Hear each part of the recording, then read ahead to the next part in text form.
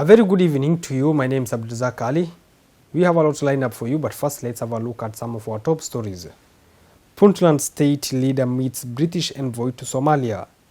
Turkey pledges support to Somalia's stability and peace as it welcomes UN Security Council decision to lift arms embargo. Somali police officer kills a conductor in Mogadishu. And Somalia National Disaster Agency receives flood aid from Turkish Red Crescent. Now, welcome back to this edition of Dalsan TV English News. Now, Somalia's Puntland state leader, Said Abdullahi Deni, has met and held talks with British ambassador to Somalia, Michael Nidafrianekis. Somalia's Puntland state, Said Abdullahi Deni, on Saturday received the British ambassador to Somalia, Michael Nidafrianekis. They discussed a range of issues including the general security of Somalia and the political and electoral impasse on regional state. The meeting also covered the conclusion of democratic elections in Puntland state and the expedition of the UK's development projects. The UK ambassador to Somalia pledged the commitment by the British government in supporting Somalia, especially Puntland state, in different areas. The meeting, which took place at the Presidential Palace in the capital Garowe, was attended by Vice President Ahmed Osman Karash and the Council of Ministers of the regional state.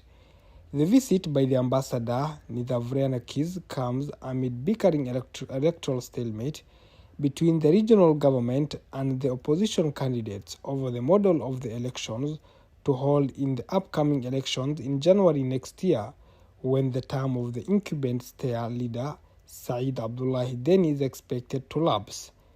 Deni is advocating for universal suffrage elections, while the opposition umbrella is calling for the return to the clan-based indirect elections, where traditional elders will choose the lawmakers who will in turn elect the parliamentary leadership and the president. More than 36 people, mostly civilians, were killed and hundreds displaced when pro-government forces clashes with opposition fighters in the administrative capital of Garowe.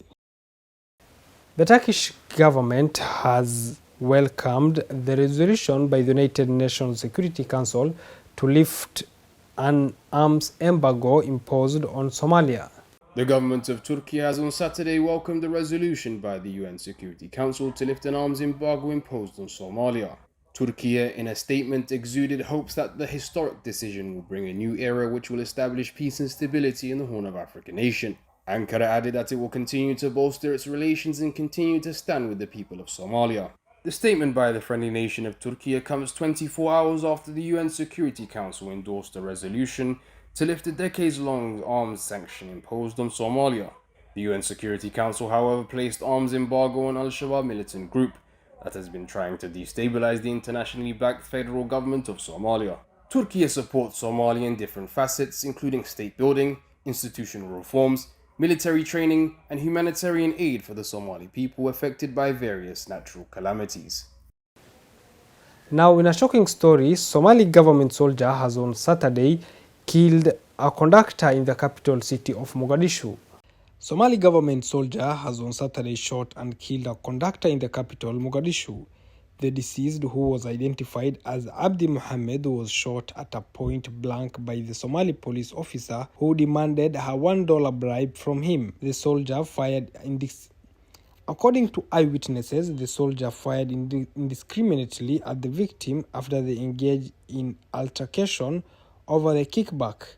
His colleague drivers took to the streets demanding justice for Mahmoud, saying he was killed unjustly by the government soldier. The drivers, moreover, declared about incessant harassment by Somali security forces over small bribes and urged the Somali federal government to intervene and institute measures to curb the rising number of drivers killed over corruption.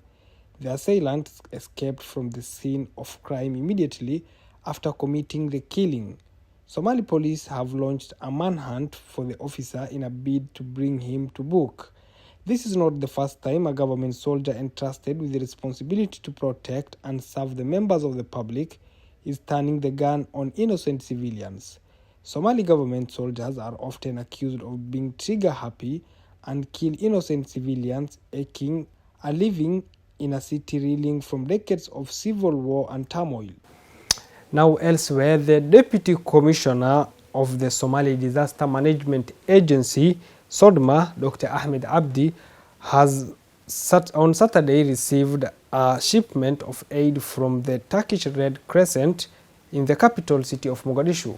The Deputy Commissioner of the Somali Disaster Management Agency, SODMA, Dr. Ahmed Abdi Adan, has on Saturday received a shipment of aid from the Turkish Red Crescent in the capital Mogadishu.